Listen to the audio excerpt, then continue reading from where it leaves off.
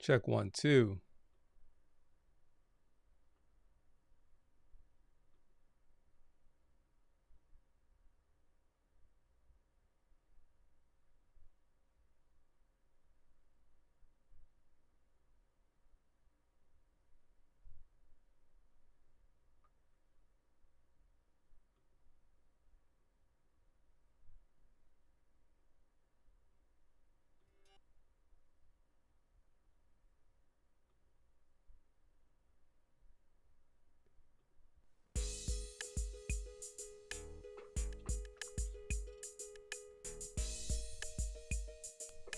All right, we up and we running. Check 1, 2. Welcome to the show.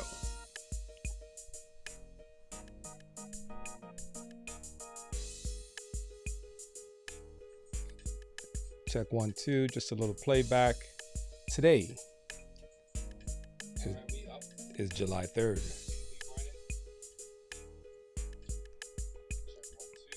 It's actually June 3rd.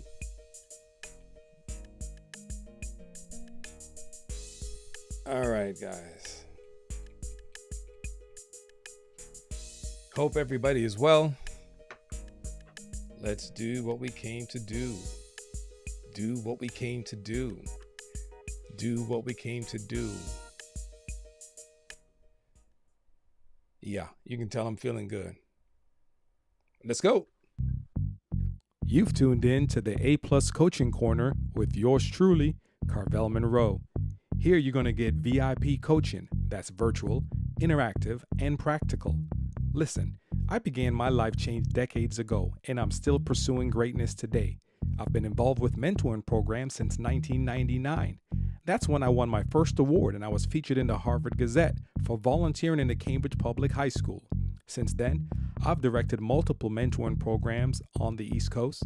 I've owned and operated a decent small business, working with my hands. I have 20 plus years in the marriage game, raising 3 children, and I've supported many others all the way to adulthood. I have taught people facing some tough circumstances, even in the county jail. But today, I am here just for you in the A Plus Coaching Corner. All right, everybody, welcome to the A Plus Coaching Corner. I'm your host, Carvel Monroe, doing a special Thursday edition. Many of y'all been with me. You know, we've done the Tuesday and the Thursdays, and we've went back and forth. Today, I had to drop a second installment to this, a professional series or the professional segment, because on the first session on Tuesday, I don't believe I went deep enough. And there are some things for that reason, which I said will be good storytelling. The bottom line was I did a lot of moving around on that before that stream, and I was just a little bit off where I'd like to be as far as my focus and my energy. So some of my routines were kind of broken. And so that kind of manifested or reflected itself in the presentation. Anyhow, that to the side. Today we have to dive in and keep going. What we need to build up today is this piece about being a professional and go a little bit deeper, a little further, especially for those of you who need a little bit more. Some of it I was saving for the digital download that will be available a little later, but I do want to make it worth your time as far as your investment of tuning in. And that is my goal. Now, remember, if you are on this journey with me, if you started this journey and you walk through these 5-part series, right? It's 5-part, although today I'm doing another session. Call this part 2. It will be worth your time. And I can almost guarantee you it'll help improve your outcome, right? It'll help improve where you land at the end of your trial period is what I'm going to call it. And I'm saying your trial period because you're kind of on trial. You're going into another season, hopefully, and you want to come out at the end of that season shining. That's important. I have to double check. I look at this, it's giving me a time. I'm like, wait a minute. Okay. So that's the goal. So lock in for the ride today, and we're going to get there. So let's go a little deeper. And that's what I kind of put right here. Let me just throw it on there. Yeah. We wanted to go a little deeper. We didn't go deep enough on the previous segment. So here's part two of this, a professional, this part that I call being a professional, right? And what it means to be a professional. So today we got to just add a little bit more, go a little deeper. So bear with me. If you're taking notes or do screenshots, you'll be able to grab it from the screen, as I like to say. You'll be able to grab it from the screen. So let's kind of I want to take my time today and make sure I do my due diligence. Today I'm flipping the presentation around and I'm going to kind of use a larger display up on this board so you can see more and engage more with what's happening. Okay. So we're going to do that very shortly. So what else do I need to do? I want to make sure. I think we're good. There's no feedback. My microphone was a little lower in my previous stream, only because there's so many adjustments and been on the road. All right, so here we go, guys. We're going to work through this today, and this is where we're going to work from in this particular segment. We're going to work it from right here. All right, we're going to work from this angle today. I'm going to be small on the side. I think you know what I look like. I don't even need to hear this. You know what I look like. So up here, we're going to put what we're going to do. We're going to roll. So let's kind of lock in. So if you're following and you've been following along where we left off, we've been working with the theme question. I think it's just probably smart that I kind of refer back to it. And that theme question was basically at the end of this trial period. And I got to find it real quick just to throw it on here because I didn't prepare it for here. And hopefully I got the good one. At the end of this trial period, this end of the 30 days, 1 year, 6 months, whatever it is, we want to make sure that you have prepared yourself in such a way that you're going to come out shining. So behind me, I actually grabbed, let me just throw this right here. That's our foundation question we've been working with. I threw this. Let me just go on large screen just for a quick moment. Because I want you to imagine, I got this a long time ago at a company I work for. It's an award that they gave out, some sort of award, some level of excellence. It doesn't say on here, but it's a little reminder, right? That's what we're saying. We're saying that in 9 months from now, 6 months from now, 1 year from now, taking this journey, will you be recognized, right? Will you be recognized as somebody who's like a really good contender, right? A really good contender. You gave it your best. You're nominated. You're getting some sort of recognition because you put it all out on the mat, so to speak. You work really hard. So kind of that's what we're working with in our minds. And this is just a reminder, whatever award or accolades you're going to get is going to be totally different. But this is our reminder that we're working with. So here we go is our foundation question or prompt. Will you be celebrated or discover you were tolerated the whole time? And we're saying some people can go through a season, whatever that season is, months, whatever, and you think you're doing okay, or you kind of played around, or you didn't really go in fully deep and do your best, and people just kind of endured the time with you. They just kind of tolerated you, in a sense. Sometimes, we can categorize you maybe and say, all right, that's just so-and-so. But we don't want that to happen. We don't want people just to tolerate us for a period of time. We want to be able to be in an environment and add value to that environment. And people are glad that we're there. And when we come to the end of that time, they'll recognize like, wait a minute, man, we got to recognize this person for whatever they're doing. So that's kind of what we've been working on. And let's move forward today. This was just stuff we're done with. So here we go. And some of the stuff we talk about in the first part of this session, I talked about some core things like number one, we need to be able to apply ourselves, right? You need to be able to apply yourself. Just a quick review. And let me start my clock. I didn't do that before. And when I'm saying apply yourself, basically is you can't just rely on your natural ability to do what you do. We all have this natural ability to do things. I have it, you have it. We don't want to just rely on that natural ability. It can get us into trouble. It can leave us short of the mark because we're relying on that natural ability. And honestly, we're not putting in our best effort. And how it results is we kind of fall short. We settle for, a mediocre score. We settle for a mediocre project. We settle for less than our best, right?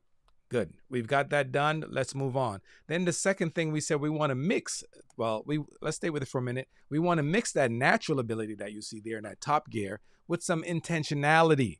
We want to be intentional, right? So your natural ability, we can survive. I call that like the fumes, or that's like the low gear, first, second, third gear. But if you want to go higher, then you got to be really intentional to how to bring about the best you or the best product, the best results, right? And that takes intentionality, being more determined, being more focused, to go a little deeper, spend a little time, more time on whatever it is you're doing so that you can bring about a really good results. And that's just a quick overview or recap of what we're saying between the two. Your natural is what you do kind of easy without effort. It's almost like it comes easy for you. I've had some people who were really good at something, like it could be the sport realm. They play in sports. They can play really simple. They can make the moves look so easy, and they can just survive off of that natural ability, and that's good. That's the grace of God. Now you can add some intentional effort on there and become so much more, right? That focus, that practice, that determination. Let's go to the second one. Then we said we must consider the driving conditions. And I say the driving conditions because these are the things that drive us. There's an internal gear working, as you can see there. There's an internal gear that could be our convictions and our will and our discipline and so forth, that kind of drive us to one level. But sometimes those internal conditions can be short, cannot take us far enough. And then we need some external drivers to help us go to another level. And that could be just having like a feedback loop, somebody in our way, a coach, a supervisor, a friend, somebody who can help push us further than the goals that we have set. I'll say it like that, right? That's very important. So those two gears, again, working together is going to help you achieve at a higher level. Now, we did clarify and said there are some negative external things that could work against us. And I won't get into too much of that, but sometimes the environment around us can put us to sleep, or we can get distracted by the environment around us, right?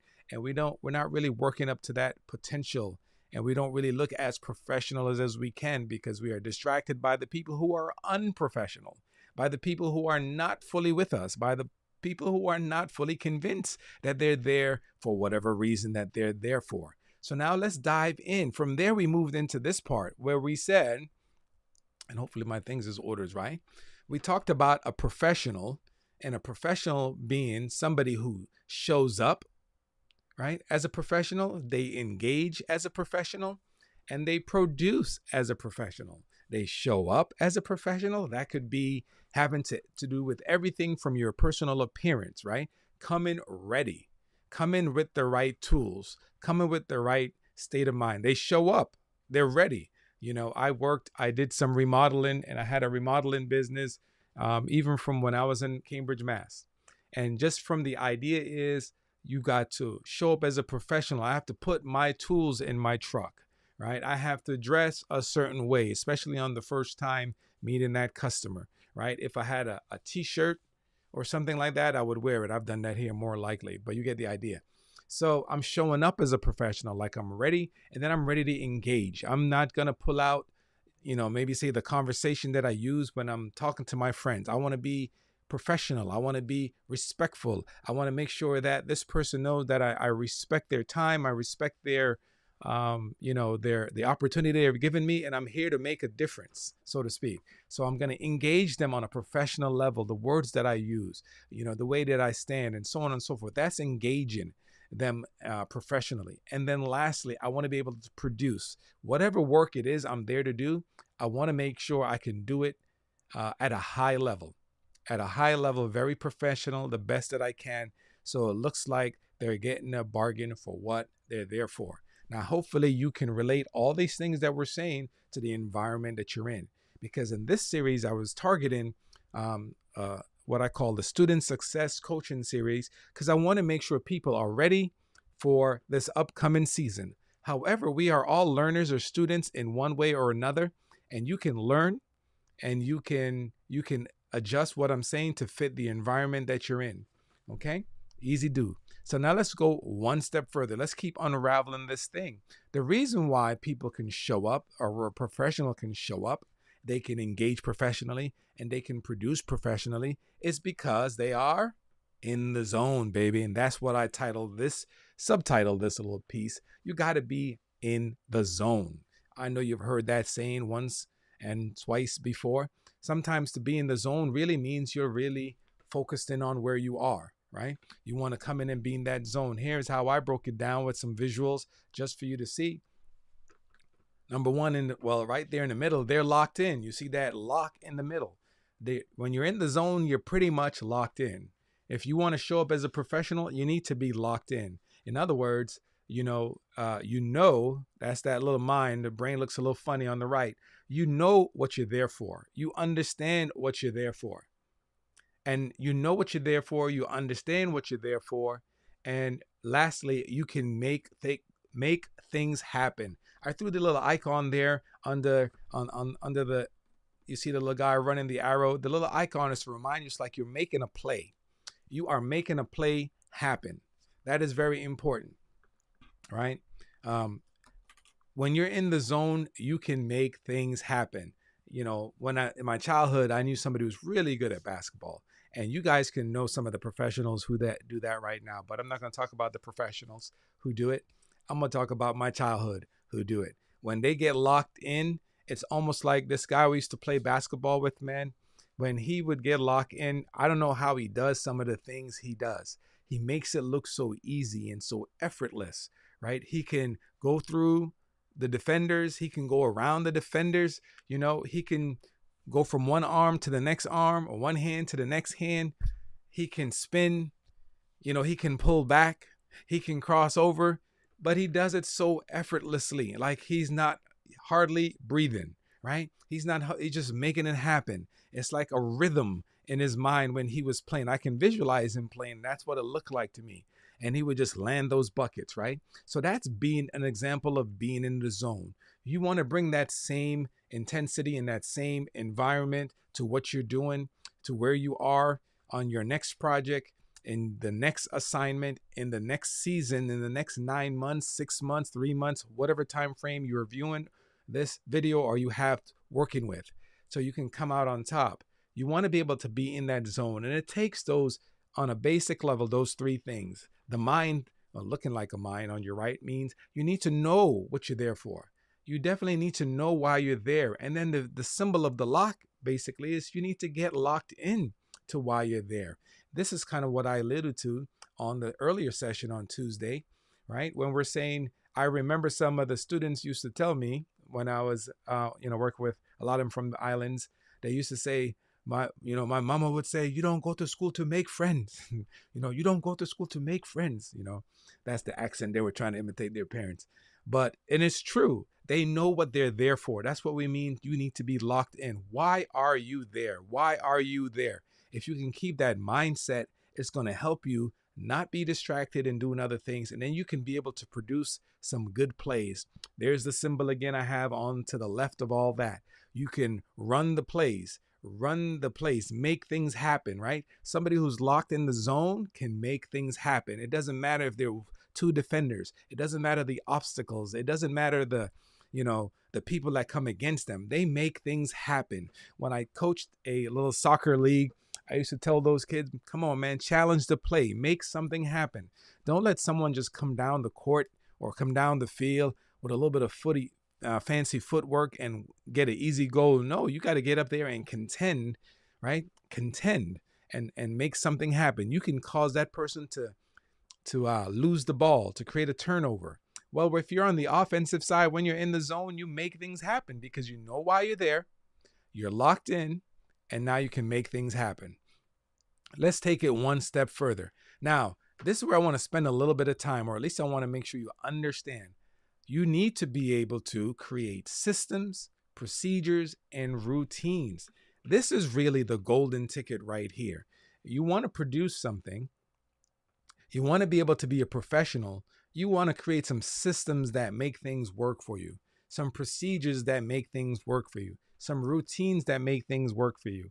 Now, all these things are distinct, but they also, even though they're distinct, they could all overlap to some extent.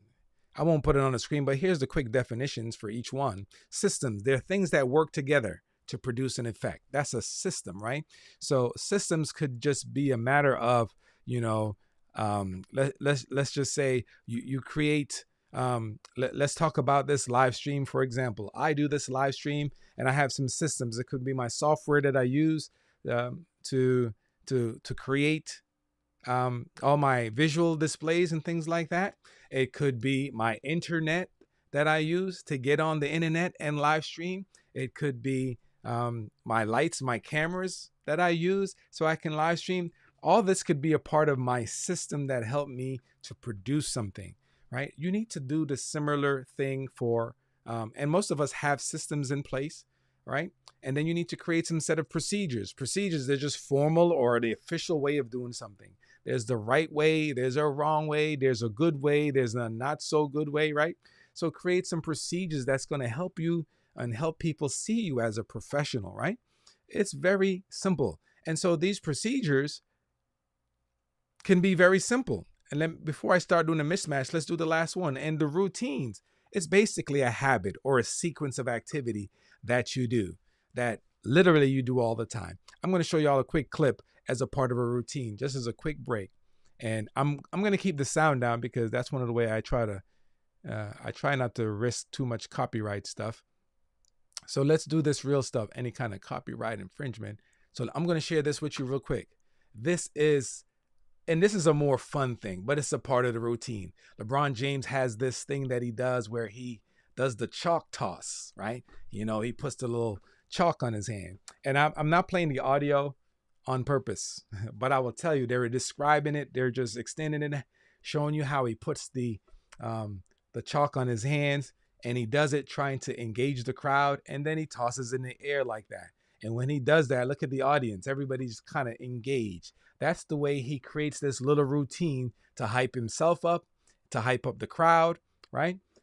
And you can see the crowd. This is probably earlier footage when he was back in Cleveland, as you can see. Now we know, to be fair, some of this chalk routine came from Michael Jordan, they say. He probably didn't do it as elaborate as this, as LeBron James did, but this was a part of LeBron James's routine, right? And some people criticize him. It's, you know, a show type thing, but you get it. When you're a sportsman and people depend on you, and if it adds to your performance, hey, what can you say? So you can create routines that make you excel. Whatever your routines are. I'm going to pause it right there. Whatever your routines are, create some small personal routines that you have that can make you show up and be in the mindset. Now, obviously, some environments you can't do a big elaborate routine, right? If you're in a business setting, if you're on the job, you know, you can't do a crazy routine like this, depending on what your job is, right? But create a routine that it helps psych you up. I talk about wrestling a lot. I told you it shaped my mind a lot. When I was younger, I wrestled in high school.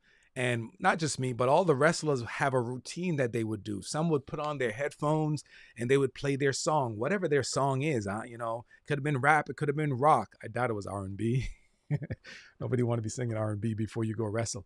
However, most of them had their routine. Some would go put on their headphones, they'd play their music. They would go do some push-ups and jumping jacks, or they'd practice some of the moves in the corner. Boxers do it too, right? And so whatever your routine to get locked in, you need one. Some needs to be discreet, right? Some needs to be not as visual as it's something that you do, right? That helps you to lock in and helps you to be able to realize or remind yourself you're there to perform and carry out something, all right? So there it is. I have it on the screen where we talk about the systems, procedures, and routines, and they could look differently depending on what you need to do. In the classroom, for example, teachers have their own systems and procedures and routines. But you know, sometimes the issue is not what the teacher has. The issue is not what the job has, the employer has. Many times the issue is comes down to the student, the employee, you.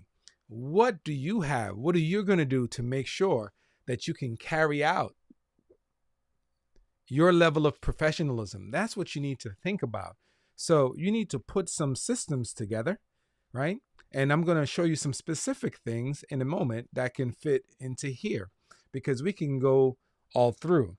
Some of the routines that I go through are procedures. For example, even for my live stream, some of the things that I do is I create my script, right? I create a script for each of these shows that I do. I create an outline maybe for each of the shows that I do or these live streams. I will then create some of my overlays, a lot of these images that you've seen, depending on how I want to do it that day and what I have time for, right? So I might create a lot of different ways to be able to produce that thing that I want to do. These are part of the procedures that I go through. And like I'm saying, these procedures become a routine because I do them over and over. I do them on and off. There's some of my procedures. Sometimes I groom myself, right? I might shave my hair, clip my beard a little bit, brush my beard. I want to make sure I'm showing up as a professional, as we've said earlier. But that's a part of the routine. It helps to calm me before the show, right? Before the show, like today, I will play some music in the background. My own music, like I said, I like to produce. So, for example, I had this going on today, right? And so sometimes this helps me to vibe. This helps me just to be in a calm place, right? And to be able to kind of condition myself for where I want to go. This is part of my routine. What routine can you come up with for your classroom? What routine can you come up with for your job or for the role that you play that helps you to lock in each time, right? I won't go over each of those routines on here, but there's stuff you can do. Some of it is just creating a nice, clean work area. I will share some of you the feedback though from my community. I'll share some of the feedback. I had them on screen. I won't put them on screen. Let me find my paper real quick, my notepad. I asked a few people to tell me what some of the routines they use so that when they show up to wherever, and they show up on the job, how do you show yourself as a professional, right? Someone said to me, someone close to me said they ask a lot of questions, right? So when they're talking to somebody or when they're getting input, they ask a lot of questions. They want to make sure they have clarity. They want to make sure there's no misconception, something from the sender to the receiver, right? The person talking to the one receiving the message. So they ask a lot of questions so they can get clarity, so they can understand what is needed. Because expectation is the key. I want to make sure, or this person want to make sure what the other person expects is what they can deliver on. So have some of these on your own. Here's another one, he says. They create a backup plan or a contingency, right? This helps them to be a professional. That's what we're talking about. What are some things, some routines or procedures or systems they have in place? One, they ask a lot of questions. Number two, they say they have a contingency or a backup plan because they want to make sure they can be a professional, right? People don't want excuses all the time, right? Let me just say that, right? Reasons is not what people are looking for. They're looking for results. Results over reasons. If you can remember that, it'll help you be a professional and produce. Lastly, they say they take a lot of notes. They take notes. So if sometimes somebody's saying something, you might want to jot it down. Hey, to this point, one time I had my roof done over, and the salesperson that I had, when we met in one of the initial meetings or the consultation, I guess you would call it, I was just expecting this person to come and say, okay, let me get on that roof. Let me measure it up. Let me see what it looks like. Let me examine it. And let me give you a quote. That's what I was expecting, maybe because I'm like that bottom line type of guy. Just tell me what you want me to know. But I was kind of surprised because when this person came to meet with me about the roof, they sat with me first. They didn't go on the roof. They didn't look at the roof for not yet. They sat with me and they asked to come in and they asked me some questions and what kind of roof, what color, Are you thinking about getting? What do you think you would like? I don't remember all the questions, but they kind of walked me through this process, asking questions first of all. And I guess what they were doing was making sure they knew what my expectations were, making sure that they had in mind what I had in mind. And they did that by asking questions. So this is a good point. This is my son who shared, one of my sons shared these points with me, by the way, right? So it's a good set of routines or procedures you can add if you're looking to be this professional.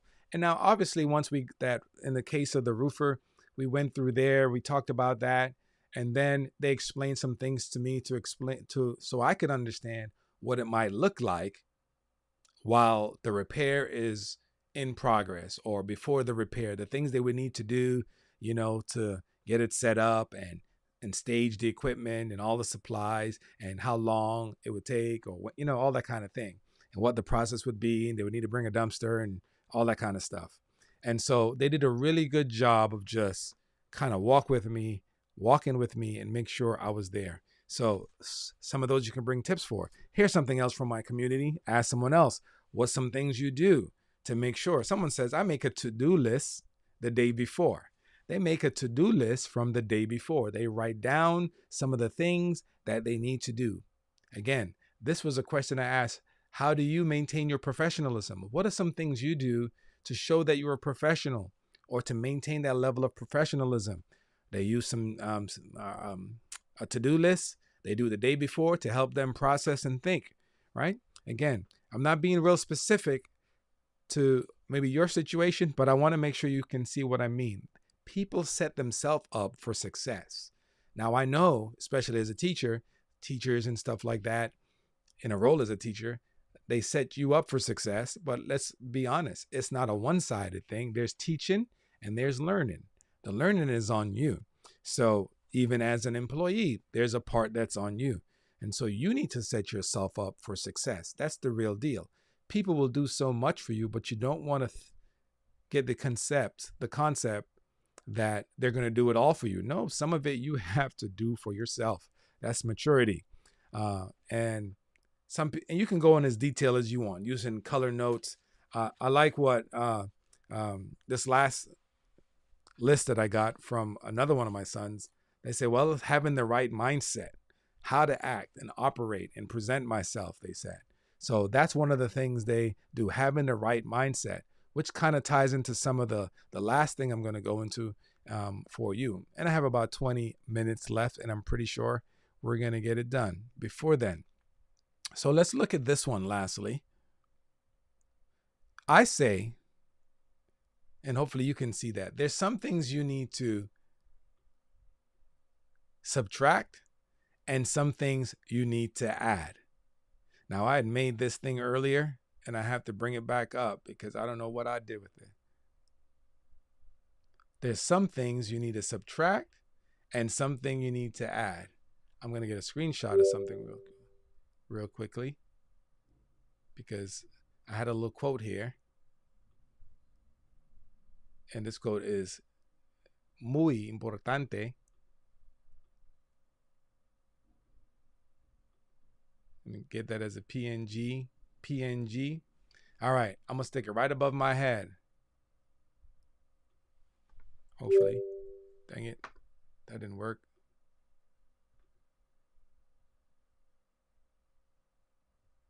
I'm going to just do a screenshot. It's not what you... I'm going to throw this in the thing. Pause. Intermission. Quick intermission. I try to do a little visual. Just a quick pause for the cause. Bang. Here we go. E.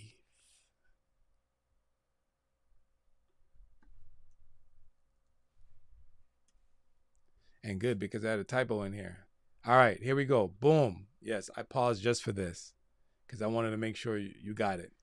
It's not only what you add, but what you subtract that increases effectiveness. I threw that quote up there. It's not only what you add, but what you subtract that increases effectiveness. So down at the bottom now, at my little display at the bottom of your screen, I said there's two things. You need to subtract a few things and add a few things. On the left side of your screen at the bottom, it talks about some things to subtract first. Because one of the things I realize that goes on with a lot of people, this is from my observation too, that I just came off, just having a classroom. I see a lot of students, they don't really have a plan. They don't subtract for not having the distractions, right? And I list a few of the things you need to subtract. The digital distractions. You want to produce at a high level. This is easy. We know it, but we can forget about it. You have to come up with a plan and a regimen, procedures, the procedures there, and create your own routine so that you're not distracted by the digital opportunities that you may have. That could be your smartphone, that could be your mobile device of any sort, your laptop or whatever. Because even when you've got a device for a classroom, or even if you get a device on your job, some people waste times on their job just the same. Searching for stuff, looking up other stuff on your job. So it's not just a classroom setting. Some people lose it. So you need to find a way to subtract those distractions. I'm specifically here saying the digital ones, right? That's the very one under your screen. The next thing I said is the chatty Cathy or Charlie. Yeah, I'm going to put one for each one. That's the people who talk a lot, the people who have a lot to say, right? And I get it. We're social creatures, right? We are all social creatures. That's how we're wired, right? Even if you might say, if somebody thinks they're an introvert, put them around somebody that they connect with, and that introvert might start chatting a lot, right? So, but the chattiness can be a distraction for us as being a professional. So you need a plan for that. You need to be able to subtract that out. I challenge you to come up with a plan or a strategy or role play it, right? Role play it so you can used to it when the right environment comes, right? So, for example, I'm gonna use a work situation. I'm at my desk. I've been at these places where somebody comes around and they might come around to drop something off. They might come around to give me some direction or instruction. They might just pass me on their way to go to wherever they're going. Cool. It's all normal. Now, from there, though, they begin to start to chat. They begin to start to, hey, how was your weekend? Or guess what happened to me?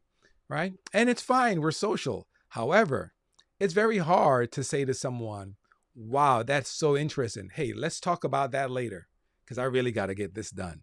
Now, some of us can do that. So you need that skill. You need to be able to do that because some of us are held back a lot because we don't have this skill set. You have to sometimes practice it in your own little space so that you could be prepared to do it. And then it becomes easier. So if you got somebody who's very chatty, very talkative, even if you like them, yeah, you can take a quick moment and hear them. But we all know when somebody's not okay. There's no end insight to what they're saying. So we got to find a way to say, I hear you, or that's very interesting. I would love to hear some more at lunch or at another time, So rehearse something, write 2 or 3 ways, practice 2 or 3 ways you can diffuse that or break off that contact, right? In a pleasant way, because you don't want to be somebody who's rude, disrespectful, or whatever, right? The term is. All right, so getting away the digital distraction. We're talking about subtracting things, the chatty Cathy or the chatty Charlies. How do you break off that conversation from going negative or for going too long, which is keeping me from investing my time in my work? Because those are 2 big things. And I know they happen in the classroom and those happen on the job, right? So it's real world. So find a way to deal with it. Lastly, the things that we need to subtract, remove, is misconceptions. We all have a lot of misconceptions. We have misconceptions about learning. We have misconceptions. What I mean about learning, right? Sometimes, we think learning goes a certain way, right? We can think this is how we learn. We don't learn like that. I've people think so. Or some people think learning always have to be fun. No, it's not. And I need you to understand it if you're a teacher or if you are a student. Learning is not always fun. We do want to make it engaging. Engaging doesn't always mean fun either. That's the key. Engaging does not mean fun.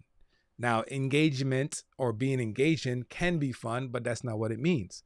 Okay? Engaging is a way of bringing that learner, that person, into whatever it is they're learning so that they could be fully, like, all the bells and gears could be turning. They say, I like this, or they're into it, they're intrigued by it, they're curious by it, they're challenged by it. That makes it more engaging. It gives them something to do, something to solve, something to resolve, something to discover. That's engaging. All right. So some of the misconceptions, I won't belabor this point either, but you get my idea. We have misconceptions about learning, how to learn. Sometimes we think we got to play a game the whole time, or we share a story or an event and people can't, they think, well, what does that have to do with learning? Also, too, when we talk about misconceptions about learning, sometimes people have the idea like that what you're teaching or what is on the agenda is not important. That's also a misconception and a problem.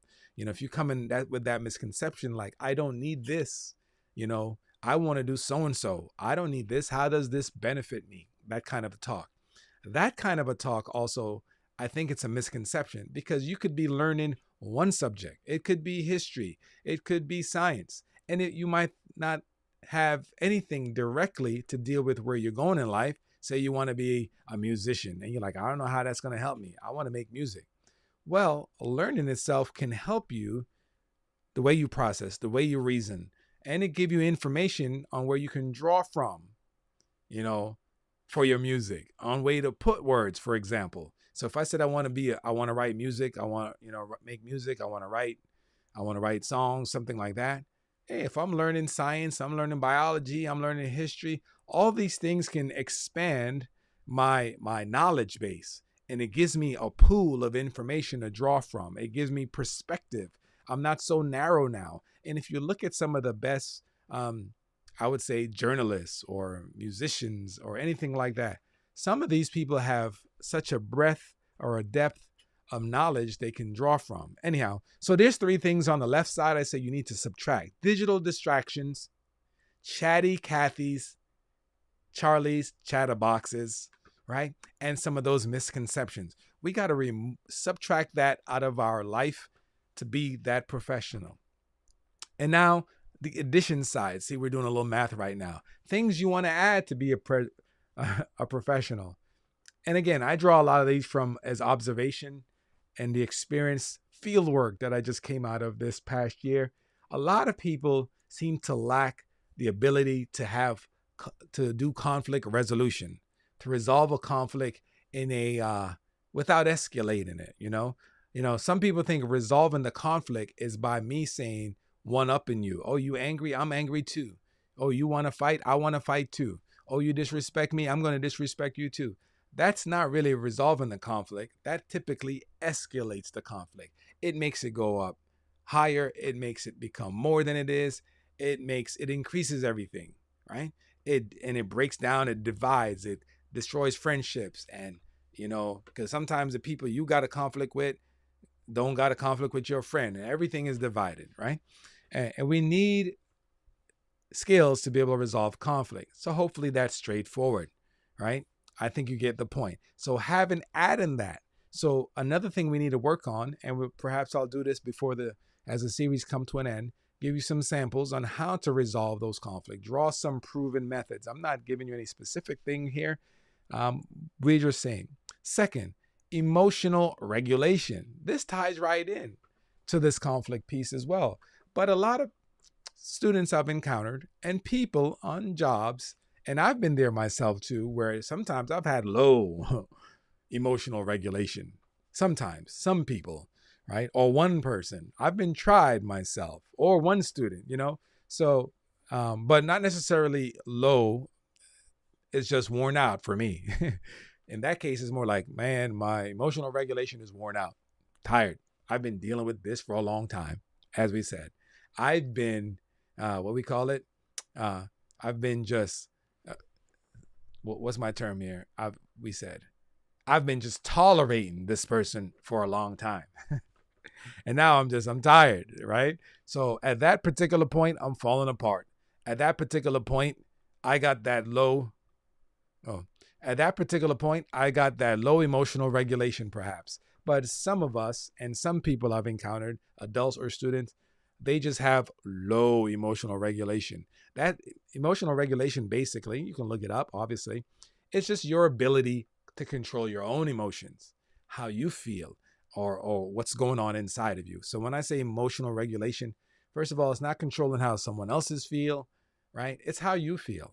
Now we're all going to be angry at some point, frustrated at some point, feel threatened at some point, scared, whatever, embarrassed, right? But you got to be able to control that. So, and for my parents who might watch or be watching, you want your child to succeed and be a professional, help them in this area on these things that especially that I got listed at this bottom of the screen. Help them with some conflict resolution skills. If you're the student, then you got to build some up yourself. Even on the job, if you are an adult and a worker, you need them because there's some people that's going to try you on your job. I remember one time I was working a construction job. Yeah, yeah. Um, and I was on a commercial site, and there's this guy on the job. I don't remember his name. It doesn't really matter. Big guy. But for whatever reason, I remember this guy just nagging me, nagging me, nagging. I think he's basically just a workplace bully on a construction job, right? And he was nagging me. I don't remember what this day, but something happened and my emotional regulation, I was exhausted, right? My conflict resolution skills wasn't there. And I just snapped and I was like, man, I'm I'm gonna hit you with this paint bucket. Yeah, I was painting, by the way. But that's an example. Now it happens to us as adults. We do get worn down. And sometimes we forget the better part of us. We forget how to resolve the conflict. Or in that moment, we ain't thinking about resolving the conflict in a peaceful way. So that's always a work in progress, but we want to build the skills. And then lastly, the things to add that I have on the bottom of the screen, you need to add a long-term view. We all need to do that. My students need to do that, right? Those of you who are employees who work somewhere, you need to have this long-term view. It's going to help you be a professional, right? Let's start with the student role, for example. If you show up and you're in the class and you got issues going on, or it doesn't have to be issues, you got a learning environment, you don't really want to put out work. You got a short-term view. You're thinking, oh, I don't want to learn this, or this is boring, or whatever. You're ready to give it all up. I don't need this. That's not having a long-term view. You're thinking for just the moment. You're thinking for just the stage of life that you're at. You want to have a long-term view. And a long-term view might say, I might not fully understand this right now. I might not fully understand why I'm doing this or why I need this. However, one day, this might be to my benefit, or one day I might be able to draw on this. Now, hopefully you can see what I'm saying about having a long-term view. That's an example in the classroom, right? Another example in the classroom is, what if I cuss this person out? I don't need to, do that, because now this creates a little bit more of a problem. This further the divides if I fight with this certain person, right? If I fight with this person, it might get me suspended. It might be more negative on my profile, so to speak, So that's having a long-term view. I can list on and on and on, but you get the idea. Now, how about an employee? Someone who works in an environment. You can have a long-term view. You might not like the assignment you're doing right now. You might not like your current supervisor. You might not like some of the people you're working with. I don't know. Maybe you're doing a job that you find boring, right? Mundane. Ugh. Okay. So have a long-term view. Let me do what I need to do. Learn what I need to learn from this. Endure this time, whatever the term.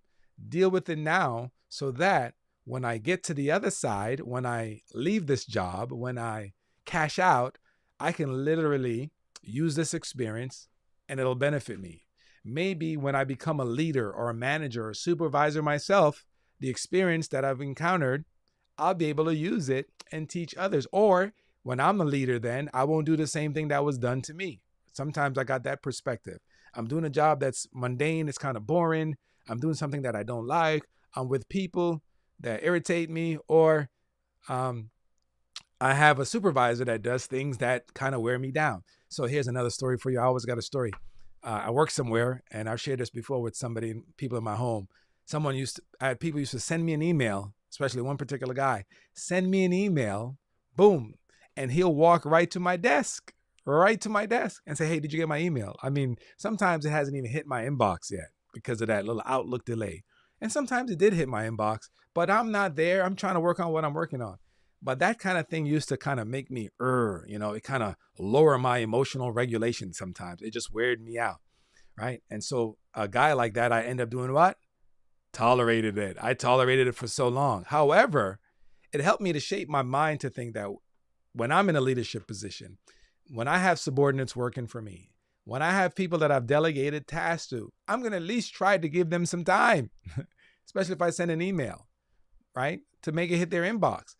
And if it's that urgent, maybe I just got to mark urgent or pick up the phone and call that person and say, hey, I know you got stuff to do, but this is an urgent situation. Or, walk to your desk in the first place. I won't bother sending the email and then say.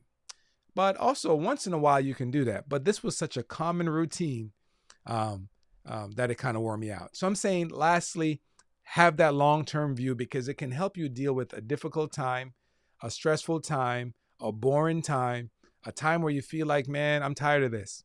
Having a long-term view can help you cope, right, with what you need to do, but also get out of it what you need to get out of it so that you'll be more prepared, right? So these are the things that's going to help you be more of a professional. I guarantee you, if you follow along and if you've been vibing with me, right, you can get to where you need to get. There's no way you're going to go through another calendar year, another academic year, right? Another, quarter or two without and not get success if you don't apply while applying these things, I'll say. So in other words, let me say it differently. If you apply what I'm saying, you're going to come out better than before. You're going to come out better. You're going to be the kind of person that people are really looking at. They're going to look at you like you're competent. They're going to look at you like you're confident. They're going to look at you like you know what you're doing. They're going to say, this person is good to have around. They're great to have on a team. They're a professional. They show up and they engage and they produce. There it is, right? They do it all. They are in the zone. They know what they need to do. They get locked in and they do those things, right? And they can make the plays happen. That's my little graph that I got there. They make plays happen. They know how to make things happen, right? You know how to make things happen if you follow along what I'm saying right there. This one, make plays happen, make things happen, be in that zone. And then you go from there by setting yourself up for success by having those systems and those procedures. Those things are going to make you a professional. I think we did a good run this time. I won't point out any bloopers for the last go around because I think I told you it was a little rough presentation on Tuesday, but on this session, we did a little recap of what we talked about briefly. And then I went further in detail just to make sure you had a little bit more concrete ideas. These things are going to help you get there. And I want to say the next session we do, you can call it session 3. Again, this was like a 2-parter, but next session, we're on Tuesday, God willing, we're going to talk about the pit stops because I say show up as a professional. I know there will be days when you don't feel like a professional. I know there will be days where you just don't have the bandwidth, as we like to say. You feel tired, frustrated, broken, hungry. It could be anything, right? And for whatever reason, you just can't lock in. You just can't be in the zone that day. It happens. It happens to all of us, right? If you ever watch a sports game like a basketball thing you see somebody takes a lot of shots and they're just not making any buckets. It happens. It doesn't matter what. So when I say show up as a professional and I'm speaking this way and I want the best for you, yeah, there are going to be some days where you don't have it. Trust me. There's going to be some days you're just not there. And we need some strategies so we can still deal with those things as a professional, right? And that's when we make our pit stops. But even while we're dealing with those things in our pit stop, we'll do it professionally. That's what we're going to do on our next session on Tuesday, session 3. And then we'll have 2 more to do after that. And then you're going to be in a great place for your next assignment, for your next thing you got to do. I'm at the end of my time. I've set the clock right there because I promised you that I was going to be on time, and it's not even 10 o'clock yet. All right. So join with me on Tuesday. We go back in. We're going to make this thing happen. And it's going to be a great time for next session. I forgot to play my little tweet. All right. No questions on chat, but that's fine. I like to do some days like that just so I'm focused like I am. All right. So, like I like to end it, I'm done. What are you still doing? Get out of here. Go do something. All right, guys, man. Catch you later.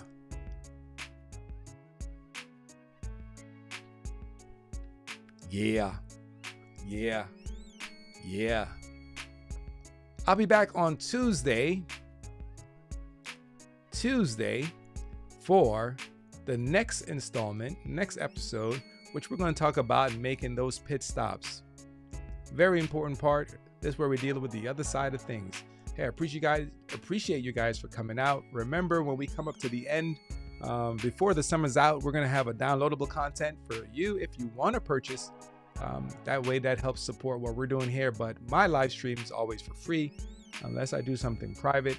But these are I've set my mind to do this 5-part series because I want to make sure I can help you shine, get that award, be recognized, be celebrated, because you deserve to be. Thank you for joining the A+ Coaching Corner.